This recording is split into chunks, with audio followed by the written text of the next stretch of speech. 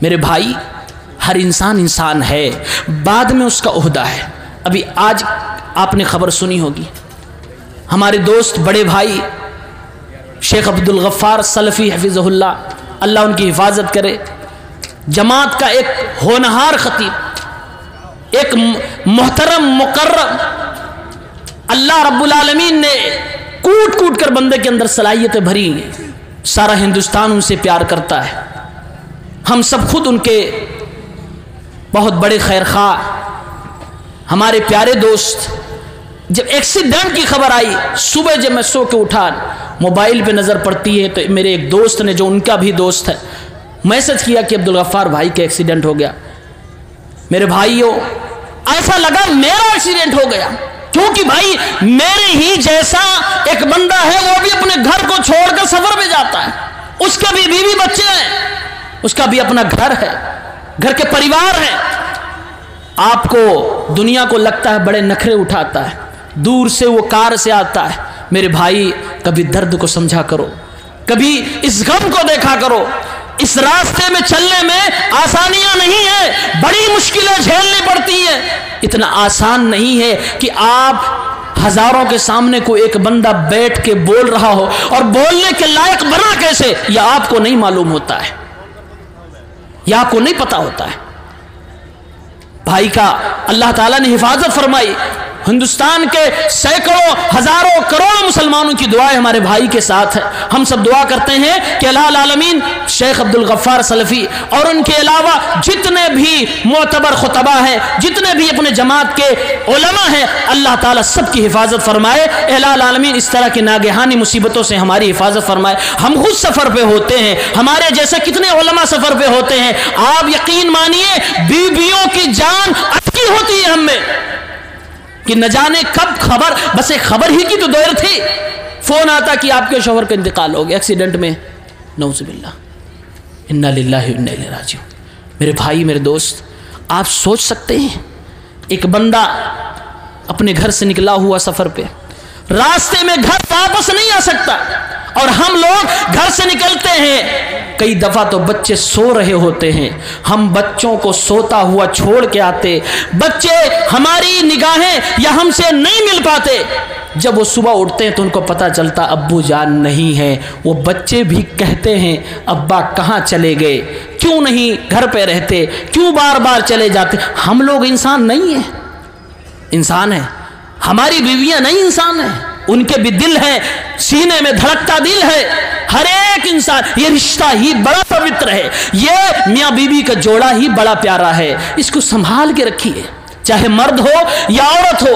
میں نے عبدالغفار صاحب سے بات کرتے ہوئے کہا بھائی اللہ نے آپ کی حفاظت فرمائی، اللہ کا شکر ہے، اللہ ہمیشہ آپ کی حفاظت کرے۔ کہا عبدالعلیم بھائی یہ تیسری بار میرے ساتھ ہوا ہے، دل بہت گھبراتا ہے۔ میں نے کہا ہاں، لیکن بھابھی جان بھی تو بہت پریشان ہوں گی، وہ تو آپ کو اب کہہ رہی ہوں گی کہ اب آگے کیا ہوگا، نہ جانے کتنے پروگراموں سے، میں اپنے دوستوں سے کہہ رہا تھا نہ جانے اب کتنے پروگرام ان کے کینسل کرنے پڑے گئے، کیونکہ بیوی کا جذبہ ہی ہوتا ہے، وہ ڈر جاتی ہے، وہ اپنا سہاگ اجڑتا ہوا نہیں دیکھنا چاہتی، وہ اپنے بچوں کو یتیم نہیں بنانا چاہتی ہے، اس لیے بیویاں بھی شوہروں سے بے پناہ پیار کرتی ہیں، اور شوہر بھی اپنی بیویوں سے پیار کرتا ہے۔ یہ سفر کوئی اچھی چیز نہیں ہوتی ہے، اگر سفر اچھی چیز ہوتی تو میرے رسول کبھی نہ کہتے کہ سفر عذاب کا ایک حصہ ہے، مصیبت کا ایک ٹکڑا ہے۔ میرے بھائیوں کتنا بھی آپ آرام دے دو، علماء کو ہوٹلوں میں ٹھہرا لو، بڑی بڑی گاڑیوں میں لے آؤ، کچھ بھی آپ دے لے جاؤ، وہ جو بیویوں کے ساتھ اور گھر میں بچوں کے ساتھ رہنے کا سکون ہے دنیا کے کسی کونے میں نہیں مل سکتا ہے۔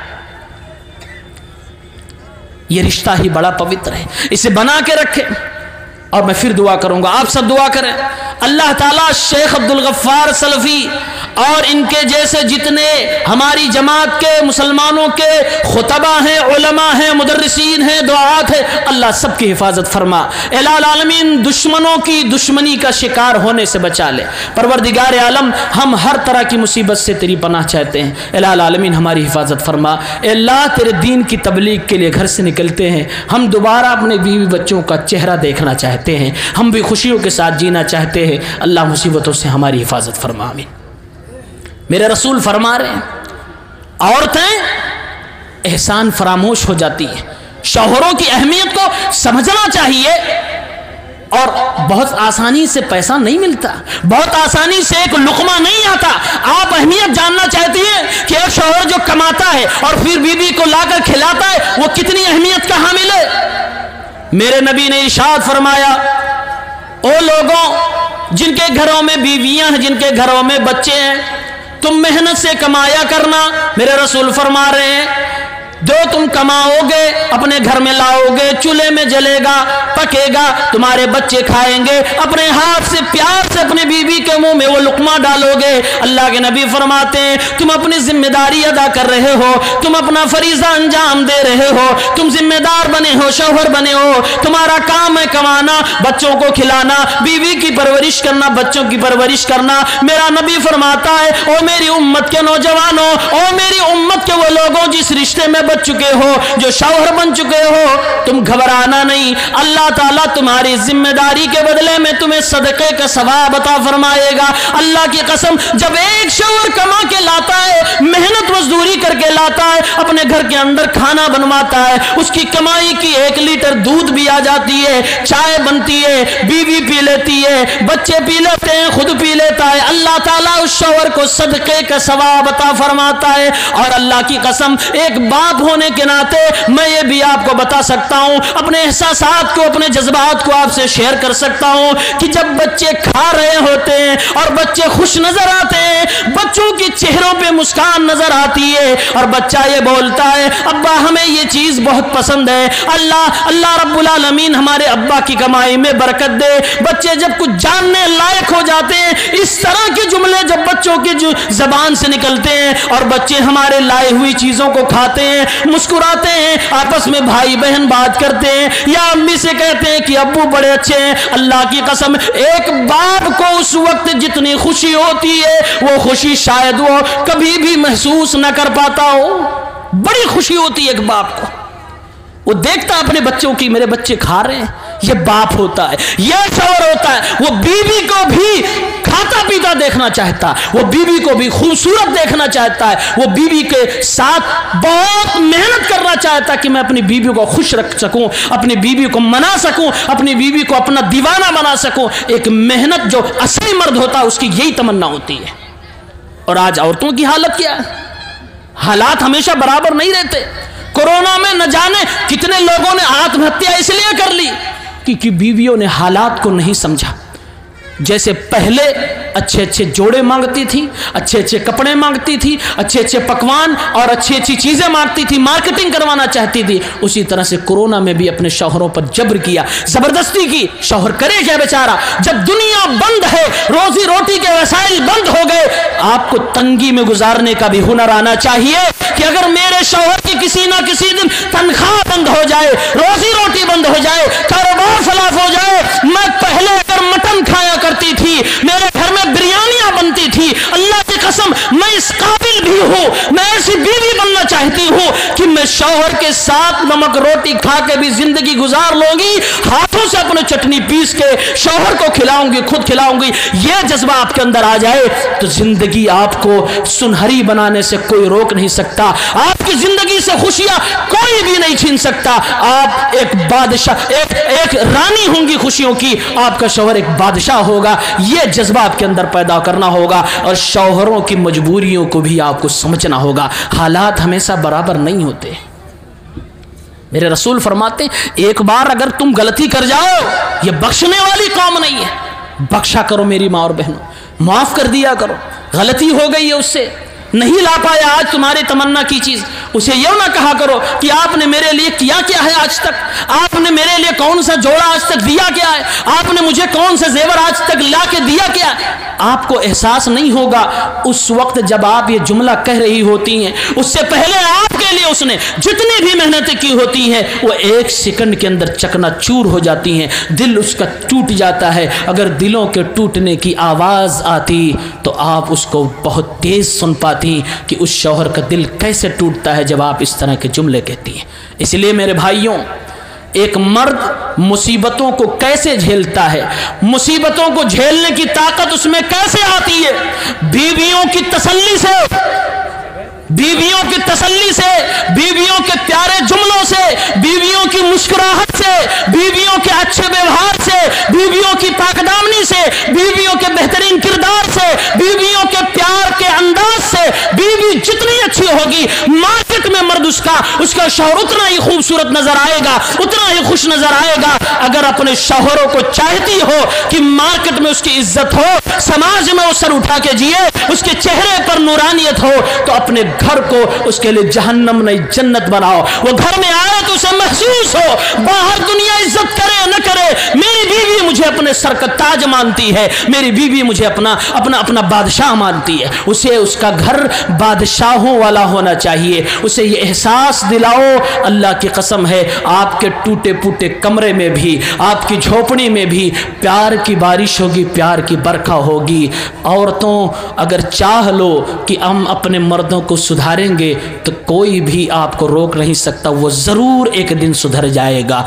बिगड़ायल से बिगड़ायल घोड़ा भी एक बार सुधर जाएगा, सुधारने वाला उसे होना चाहिए। मर्द कोई कुत्ते की दुम नहीं है कि कभी नहीं सुधरेगा, सुधरेगा। औरतें जहन्नम क्यों ज़्यादा जाती हैं? अभी तक मैंने कितनी वजह बताई? 2 हदीसें पढ़ी हैं, 3 वजह बताई। शौहर की नाशुक्री और एहसान फरामोशी, ज़्यादा से ज़्यादा लानत मलामत। एक चौथी वजह है जिसकी वजह से औरतें ज़्यादा जहन्नम में जाएंगी, औरत की बेहयाई, बेशर्मी, बेपर्दगी। औरत कहते ही हैं, औरत ये अरबी का लफ्ज़ है। अल्लाह के नबी ने एक दुआ सिखाई, अल्लाहुम्मस्तुर औरातिना व आमिन रवातिना। ऐ अल्लाह रब्बुल आलमीन हमारी पोशीदा चीज़ों की हिफाजत फरमा। अलमरअतु औरतुन, औरत अपने आप में खुद एक पोशीदा चीज़ है, छिपाने की चीज़ है। औरत का माना ही होता है पर्दा।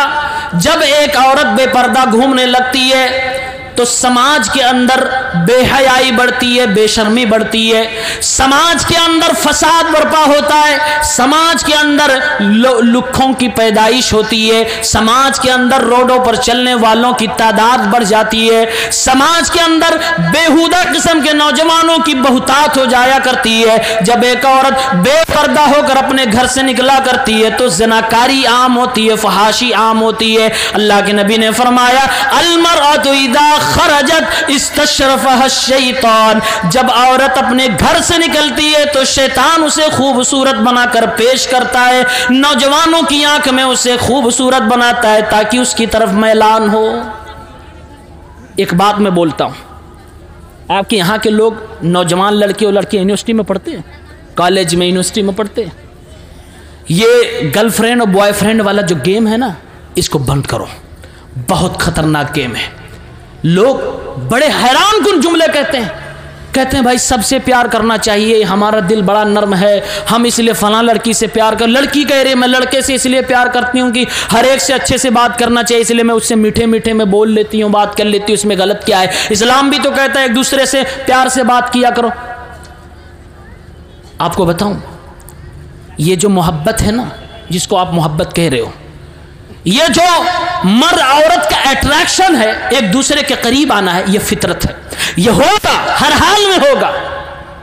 मर्द औरत के करीब आएगा, औरत मर्द के करीब आएगी तो दोनों का बॉन्ड बनेगा, ताल्लुक बनेगा। ये आपके ऊपर है कि आप हलाल तरीके से बनाना चाहते हो कि हराम तरीके से बनाना चाहते हो। मोहब्बत आप अपनी हलाल करना चाहते हो, अपनी मोहब्बत आप हराम करना चाहते हो, ये आपके ऊपर डिपेंड करता है। और एक बात मैं अर्ज करता हूं, जब आप हराम मोहब्बत के पीछे पड़ते हो तो शैतान आपको मिलाने की कोशिश करता है। वो फिल्मी दुनिया का एक डायलॉग है ना कि जब किसी को दिल से चाहो तो सारी कायनात मिलाने की कोशिश करती है ना। मैं बोलता हूं ये डायलॉग जानते हो किसके लिए? वो सारी कायनात की जगह पे आप शैतान कर दीजिए। जब आप नाजायज मोहब्बत कर रहे होते हो, जब आप गर्लफ्रेंड और बॉयफ्रेंड की कहानी बना रहे होते हो, इस दुनिया में गुम हो रहे होते हो, अल्लाह की कसम है शैतान आपको मिलाने की कोशिश करता है, शैतान आपको इकट्ठा करने की कोशिश करता है। अगर बीच में بریک اپ ہو بھی جاتا ہے تو شیطان دونوں کو تڑپا دیتا ہے, دونوں کو ایسا محسوس ہونے لگتا ہے کہ ہم اس کے بغیر نہیں جی سکتے, وہ کہتی ہے کہ ہم اس کے بغیر نہیں جی سکتے. یہ جو آپسی تڑپ پیدا ہوتی ہے, جو آپسی لگاؤ پیدا ہونے لگتا ہے, یہ شیطان کی طرف سے ہوتا ہے کہ شیطان چاہتا ہے کہ یہ کام ہو.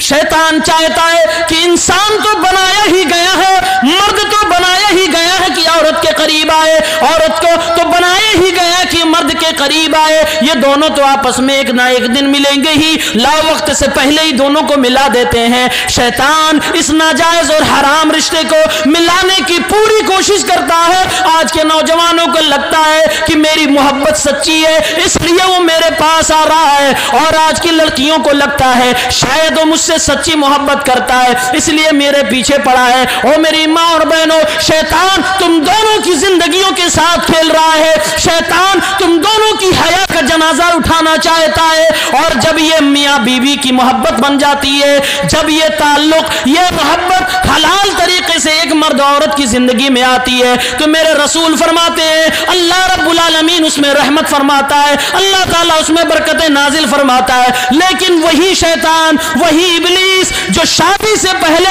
اس رشتے کو بڑھانا چاہتا تھا, ناجائز رشتے کو سماج میں بڑھانا چاہتا تھا, دونوں کو ایک دوسرے کے لیے تڑپا رہا تھا, شادی کے بعد اللہ کے نبی فرماتا ہے ابلیس کا سب سے بڑا مشن یہ ہو جاتا ہے کہ دونوں کو ہم چھوڑیں گے نہیں, آپس میں پیار سے رہنے نہیں دیں گے, جب تک ان کو جدا نہ کروا دیں, طلاق نہ کروا دیں, ہم چھوڑیں گے نہیں. بات سمجھ میں آئی؟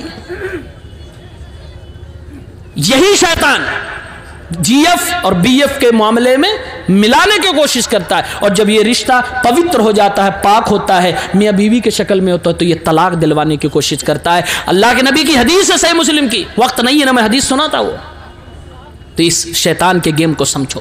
اللہ کے نبی فرما رہے عورتیں زیادہ تر جہنم میں کیوں جائیں گی؟ ایک وجہ یہ ہے کہ عورتیں بے شرم, بے حیا, بے پردہ والی زندگی گزاریں گی. صحیح مسلم کتاب اللباس 2128 نمبر کی روایت ہے, پیارے پیغمبر فرماتے نساء کاسیات عاریات ممیلات مائلات رؤوسهن کاسنمۃ البخت المائلہ لا يدخلن الجنہ ولا یجدن ریحها وان ریحها لیوجد من مسیرۃ کذا وکذا. اللہ کے حبیب ارشاد فرماتے ہیں کہ دنیا کی کچھ ایسی بھی عورتیں ہیں جو کپڑا ہی نہیں پہنتی, ننگے بدن گھوما کرتی ہیں, یا کچھ ایسی بھی عورتیں ہیں جو کپڑا پہننے کے بعد بھی ننگی بدن نظر آتی ہیں, بدن ان کا نشیب و فراز نظر آتے ہیں. وہ عورتیں ایسے لباس کو اختیار کرتی ہیں کہ ان کا پہننا نہ پہننا دونوں برابر ہو جاتا ہے. اللہ کے نبی نے اس طرح کی عورتوں کی ایک علامت یہ بتلائی ہے کہ اس طرح کی عورتیں اپنے سر پہ جوڑا ایسے باندھتی ہیں کہ وہ جوڑا اوپر کی طرف اٹھا ہوتا ہے, جیسے اونٹنی کا کوہان اونٹ کا کوہان ہوتا ہے, اسی طریقے سے یہ عورتیں اپنے سر پہ اپنے بالوں کو اکٹھا کر کے باندھ لیتی ہیں. اور آج آپ شہروں کے اندر دیکھ لیجئے, آپ ممبئی چلے جائیے, آپ اپنے دلی چلے جائیے, لکھنؤ چلے جائیے, پٹنہ چلے جائیے, ہندوستان کے بڑے بڑے شہروں میں چلے جائیے, یہ فیشن آج کی عورتوں میں عام ہو گیا. اور زیادہ تر نقاب والی عورتیں یہ فیشن کر رہی ہیں کہ بال کو جوڑا بنا کر اپنے سر کے اوپر یہ بڑا سر رکھنے کے بعد اوپر سے نقاب کے لباس کو پہنتی ہیں. اللہ کے نبی نے فرمایا یہ وہ عورتیں ہیں جو جنت میں کبھی نہیں جائیں گی, جنت کے اندر ان کا داخلہ نہیں ہوگا, اور بلکہ جنت میں جانا تو دور کی بات ہے, جنت کی خوشبو تک نہیں پائیں گی. اور جبکہ جنت کی خوشبو تو کئی سالوں کی دوری سے مل رہی ہوگی, یعنی جنت سے ان کو کوسوں دور کر دیا جائے گا. تو یہ بتایا جا رہا ہے کہ اس طرح کی عورتیں بھی جہنم میں جائیں گی, زیادہ تر جائیں. ایک آخری بات, 5ویں پوائنٹ پیش کر کے بات ختم کروں گا. میں نے 10 پوائنٹ نوٹ کیے تھے لیکن میں 5 پہ بات ختم کر رہا ہوں. عورتوں کی ایک غلطی یہ ہے, یہ گھر بہت توڑنا جانتی ہے. صحیح بول رہا ہوں؟ گھر توڑنے میں مہارت حاصل ہوتی ہے, اور حقیقت میں عورت کی بہت بڑی دشمن ہے. مرد عورتوں کا دشمن نہیں ہے, نہیں دشمن ہے, عورت کی دشمن ہے. اور میں دشمنی اگر بتاؤں تو آپ حیران ہو جائیں گے. آپ کی, ہماری, سب کی شادی ہوتی ہے نا, دیکھنے کون جاتا ہے؟ عورت. ناپسند کون کر رہا ہے؟ عورت. عیب کون نکال رہا ہے؟ عورت. ناک نہیں صحیح یہ کون کہہ رہا؟ عورت. خوبصورت نہ یہ کون کہہ رہا؟ عورت. وہ نام الگ الگ ہو سکتا ہے لیکن ہے تو عورت.